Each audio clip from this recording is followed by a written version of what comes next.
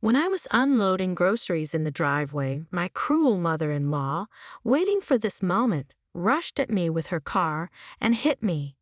I was pinned under the vehicle, badly injured and shouting for help. She left me alone while I was in the hospital. My cruel husband came to me and offered $50,000 to keep quiet about the incident. When the police arrived, I bravely told the truth. What came next I could never have imagined. My name is Lauren, and for years I thought I had the perfect life, or at least I convinced myself I did. I was 32 when everything changed, but it started long before that.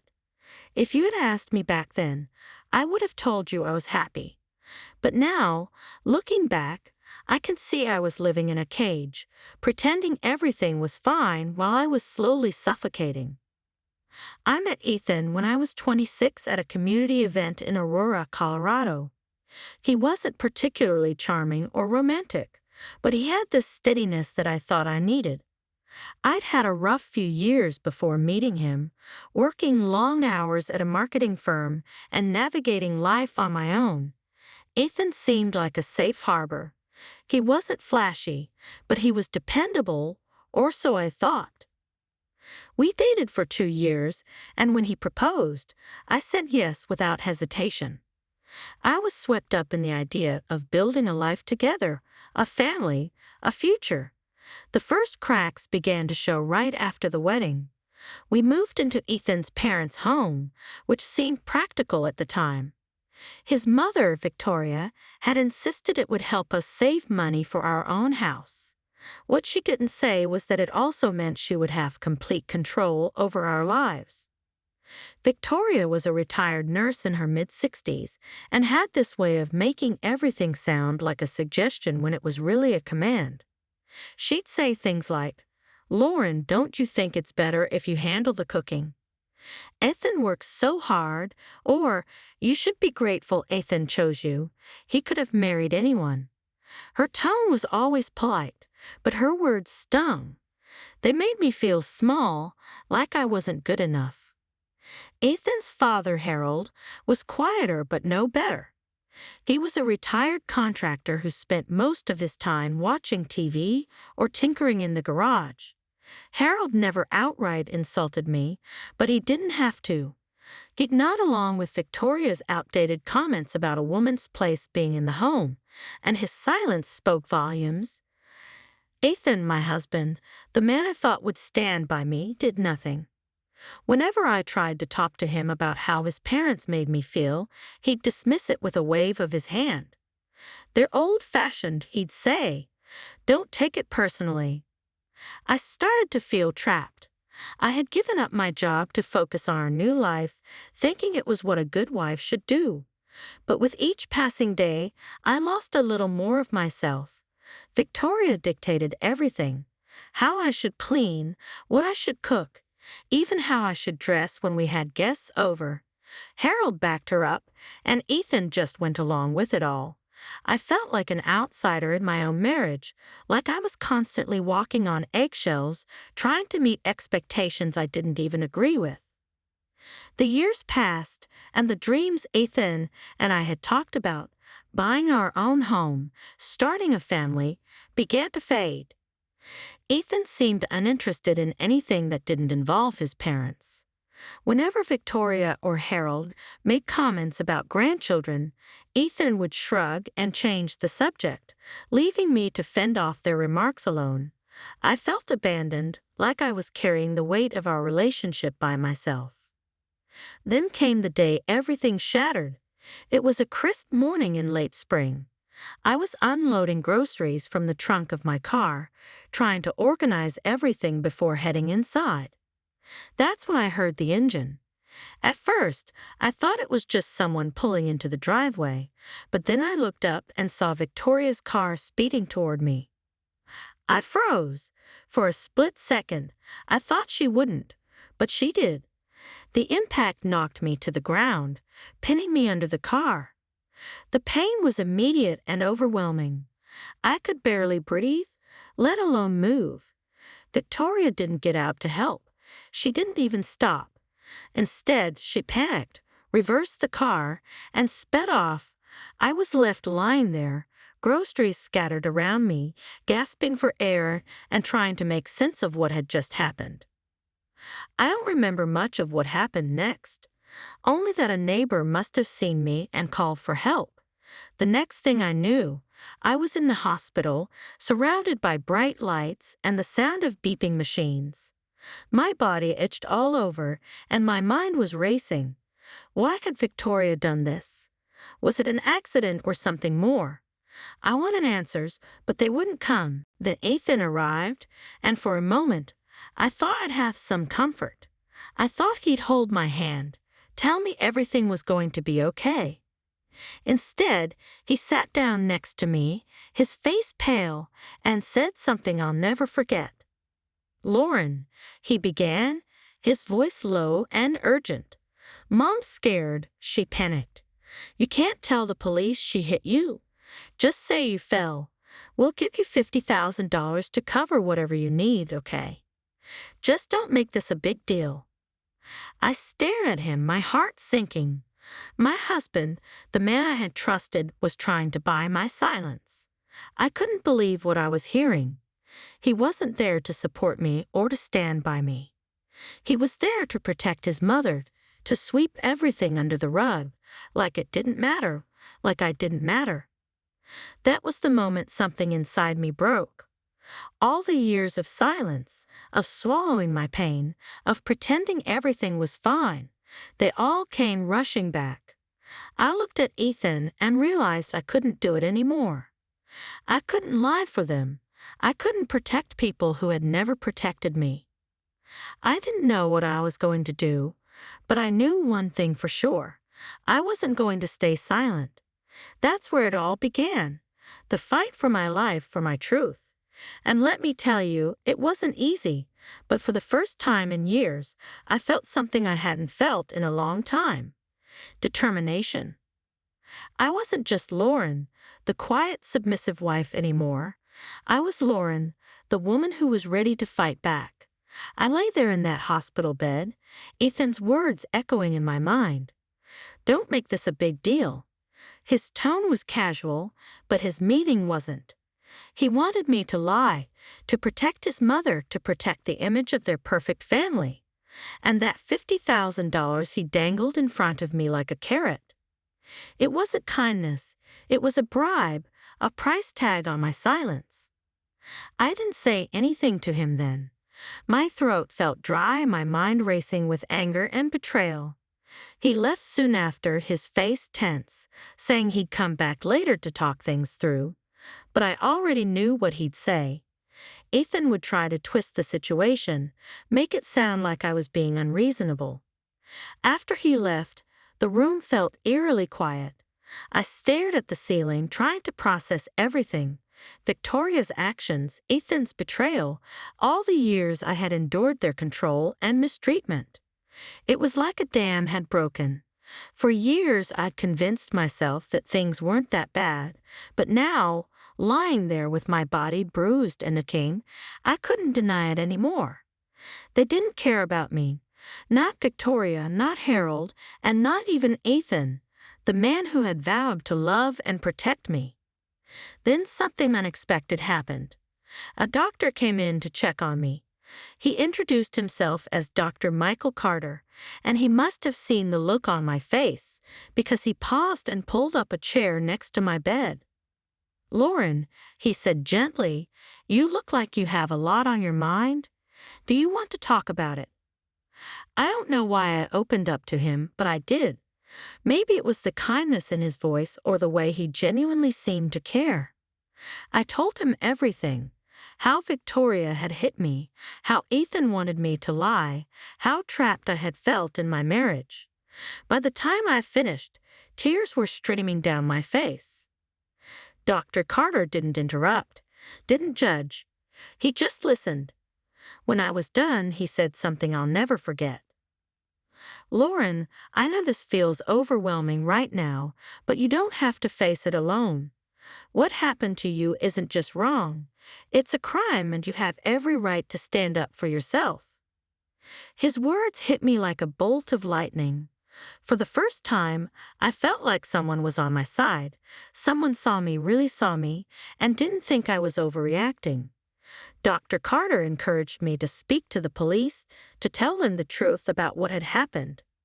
He even offered to connect me with a counselor who could help me process everything. That night, I couldn't sleep. My body hurt, but it was nothing compared to the ache in my heart. I kept replaying the accident in my mind, the way Victoria had sped off like I was nothing, like I didn't even matter. And Ethan's betrayal, his willingness to lie to cover up what his mother had done, cut deeper than any physical wound. I knew I had to make a decision: stay silent and let them get away with it, or fight back and risk losing everything I thought I had. The next morning, I made my choice. When the police officer came to take my statement, I told him everything. I told him how Victoria had hit me while I was unloading groceries, how she had driven off without stopping, and how Ethan had tried to bribe me into lying. The officer, Detective James Rollins, listened carefully, taking notes. He asked me questions about the details of the accident, and for the first time, I felt a sense of control. I wasn't just a victim anymore. I was taking action. Later that day, my neighbor Rachel came to visit me. Rachel and I hadn't been particularly close before this, but she had always been kind. When she heard what happened, she was furious on my behalf. "Lauren," she said, "I have security cameras that face the driveway. I might have footage of what happened."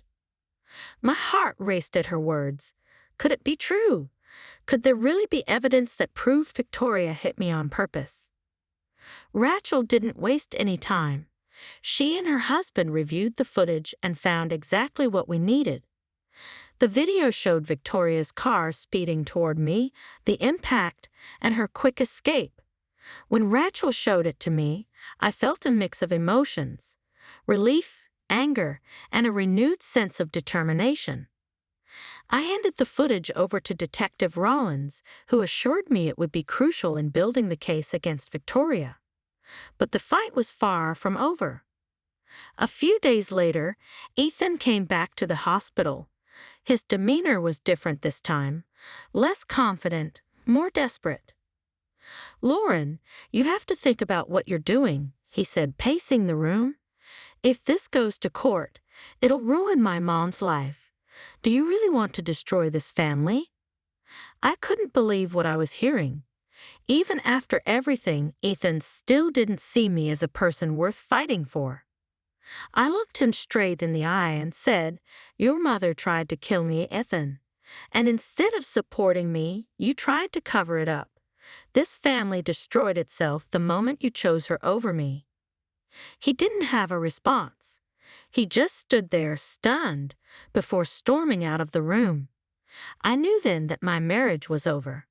There was no coming back from this.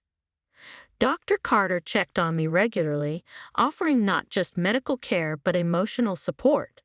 He reminded me that I was stronger than I thought, that I had the right to fight for justice. With his encouragement, I began to see a way forward, a life where I wasn't under Victoria's thumb, where I wasn't silenced by Ethan's indifference. The case against Victoria was building, and the video footage was damning. But I knew this wasn't just about her. This was about me reclaiming my life, my voice. For the first time in years, I felt a spark of hope. The road ahead wouldn't be easy, but I was ready to take the first step. The weeks that followed were some of the hardest of my life. Every day, I was reminded of what had happened. Not just the accident, but the years of control, manipulation, and betrayal that had led to it. But for the first time in a long time, I wasn't willing to hide. I was done pretending everything was fine. I was done protecting people who didn't care about me. I was ready to fight. Detective Rollins kept me updated on the investigation. The video footage from Rachel's security cameras was crucial. It showed everything: Victoria's car speeding toward me, the impact, and her driving off without even slowing down. When I watched it, I felt sick to my stomach, but I also felt vindicated. There was no denying the truth anymore. Not for Victoria, not for Ethan, not for anyone. The police brought Victoria, Harold, and Ethan in for questioning. Victoria tried to act surprised, as if she had no idea why she was there. "It was an accident," she insisted, her voice trembling. "I didn't mean to hurt her." But the video didn't lie. It showed her reckless actions for what they were. She couldn't explain it away. Harold sat silently, as he always did, refusing to look anyone in the eye. And Ethan tried to justify everything.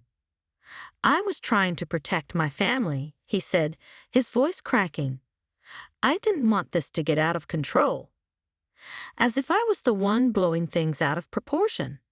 As if he wasn't complicit in covering up a crime. When I confronted them during questioning, I felt a strange mix of emotions. Anger, of course, anger that they had hurt me, betrayed me, dismissed me. But there was also sadness, a deep ache for what could have been. I had loved Ethan. I had believed in him. But now, standing in front of him, I knew that chapter of my life was over. I realized I didn't even recognize the man I had married. "Do you have any idea what you've done to me?" I asked him, my voice steady but firm. "Your mother could have killed me, Ethan, and instead of standing by me, you chose to protect her. You tried to bribe me. You tried to silence me. How can you call that love?" Ethan didn't answer. He just looked down at the floor, his shoulders slumped. For a moment, I thought I saw regret in his eyes, but it didn't matter anymore. Regret wouldn't change what he'd done. Regret wouldn't undo the pain he'd caused. The charges came quickly after that. Victoria was arrested for attempted murder and fleeing the scene of a crime. Ethan was charged as an accessory, and Harold faced charges for obstruction of justice. When the news broke, the entire town was in shock. People who had once respected the family were outraged. Victoria's name, once associated with charity events and social clubs, became a symbol of betrayal and cruelty. Ethan, who had always seemed so steady and dependable, was exposed as a coward. Through it all, I leaned on the people who truly cared about me. Rachel and her husband were a constant source of support, offering me a safe space to recover and rebuild. And then there was Dr. Carter, Michael as he asked me to call him. He became more than just my doctor. He became a friend, someone I could trust, someone who reminded me of my own strength when I felt like giving up. "Lauren," he said one day after a particularly emotional meeting with the police, "you've been through hell, but you've handled it with more grace and courage than most people ever could. Don't let them take away your sense of who you are. You're stronger than you think." Those words stayed with me. They became a mantra, a reminder that I wasn't just a victim. I was a survivor. As the legal proceedings began, I made another decision. I filed for divorce. There was no saving my marriage. Not after everything that had happened.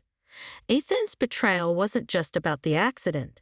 It was about years of dismissing my feelings, of siding with his parents, of leaving me to fend for myself. I couldn't live like that anymore. I didn't want to. The divorce was messy, but I didn't care. I wasn't fighting for money or property. I was fighting for my freedom. And when the papers were finally signed, I felt a weight lift off my shoulders. For the first time in years, I felt like I could breathe. But even as I started to move forward, the trial loomed in the distance. I knew it wouldn't be easy to face Victoria, Harold, and Ethan in court. I knew they would try to twist the story, to paint me as overdramatic or vindictive. But I also knew I had the truth on my side, and I was ready to fight for it. Looking back, I think that was the moment I truly began to heal. Not when I decided to fight, but when I realized I could. When I realized I had the strength to stand up for myself, to demand justice, to reclaim my life, it wasn't just about the accident anymore. It was about everything they had taken from me and everything I was determined to take back. The day of the trial arrived faster than I expected. I walked into the courtroom with my heart pounding but my head held high. This was it, the moment I'd been waiting for, the moment I would finally face the people who had hurt me and demand justice. Victoria, Harold, and Ethan sat at the defendant's table, their faces a mix of defiance and fear. They avoided my eyes, but I didn't care. I wasn't there to look for remorse. I was there to speak my truth.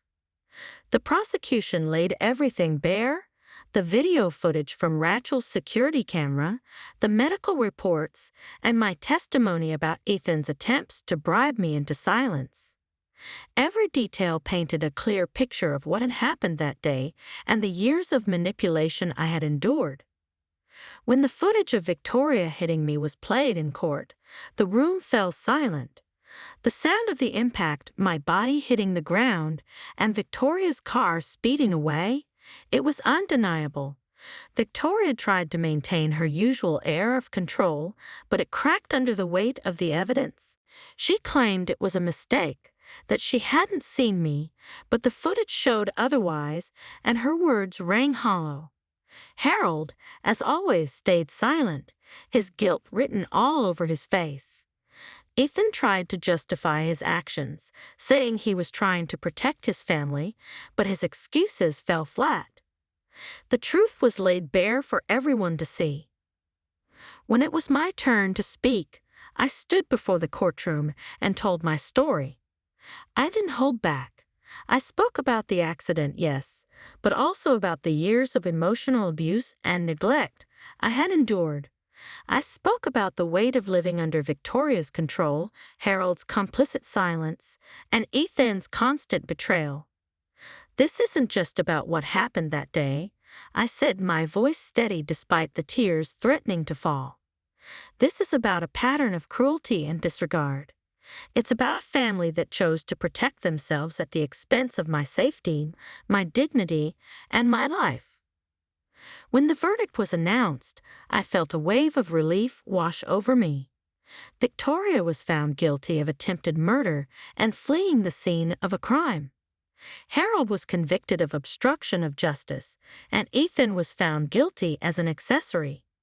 Victoria received a lengthy prison sentence. Harold was placed under house arrest, and Ethan was sentenced to 3 years in prison. They had tried to control me, to silence me, but in the end, the truth won. After the trial, I began to rebuild my life in earnest. The divorce had been finalized, and I moved into a small but cozy apartment, my first real home in years. Rachel and her husband became like family to me, their support unwavering. And then there was Michael, Dr. Carter, the man who had been there for me in my darkest moments. He became an even more significant part of my life. What started as friendship grew into something deeper. Michael was kind, patient, and understanding in ways I had never known. He didn't try to fix me or rush my healing. He simply stood by me, reminding me that I was capable of standing on my own.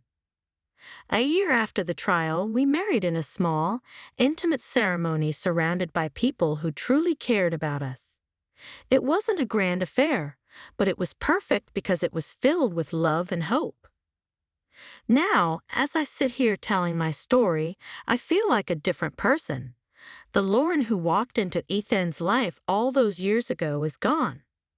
In her place is someone stronger, someone who knows her worth, someone who refuses to settle for less than she deserves. I still think about Victoria, Harold, and Ethan sometimes, not with anger, but with a sense of closure. They made their choices, and now they're living with the consequences. As for me, I'm living my life free from their control, surrounded by love and support. I've learned that betrayal doesn't define you. What defines you is how you rise after you've been knocked down. This is my new beginning, and I couldn't be more grateful for it.